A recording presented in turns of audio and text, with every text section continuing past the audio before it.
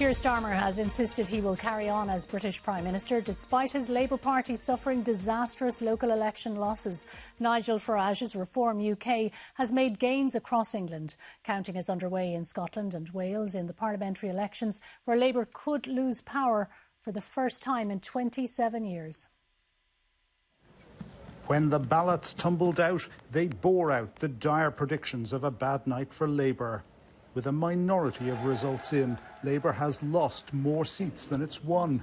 By lunchtime, trailing fourth to the Conservatives and Liberal Democrats. Have sent a message about the pace of change, how they want their lives improved. Labour's elected to meet those challenges, and I'm not going to walk away from those challenges and plunge the country into chaos. The big winner has been Nigel Farage and his Reform UK party, the old Brexit party reborn and reinvigorated. When you see the full results in the Red Wall, there'll be a rebellion. Personally, I'd be very sad to see the Prime Minister go. I would be very, very sad indeed. He's the greatest asset we've got. For the rest, it's been about trying to stop their supporters from being too discouraged. What did we say? We said Conservatives are coming back, and here we are. Nigel Farage says the best results are yet to come, which means the worst is yet to come for Mr Starmer.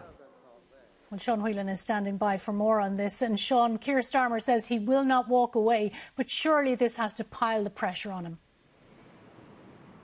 Oh, it certainly will, but I mean the pressure has been anticipated for months now. He hasn't been doing well in the polls. His party has not been doing well in the polls, and now we are starting to see the actual hard and fast results of what has been the biggest electoral test the Labour Party has faced since it returned to power in Westminster 2 years ago. Look, governing parties always get a kicking during midterm, as it were, by elections such as local elections, and other leaders like Tony Blair lost big back in 1999 in local elections, council elections, but he stayed on in power and went on to win a couple more general elections afterwards. But he did, of course, win the inaugural elections in Scotland and Wales to those devolved parliaments. This time it's very different. The mould was broken 20 years ago by the Scottish National Party winning in Scotland, but today it looks like the mould of British politics is going to be broken again, because Wales, a Labour bastion for a century, is going to go to a new government. It'll either be Plaid Cymru or Reform in the lead in that country, but they will probably the other parties will try and keep Reform out. But it is a big night and a big day for Nigel Farage. He's going to come in with hundreds of members. They've been winning about 1 in 3 of the seats that have been declared so far. Labour have been losing about half of the seats that they've been defending, and they had the most seats in English elections. But it is, as you say, going to pile pressure on the Prime Minister.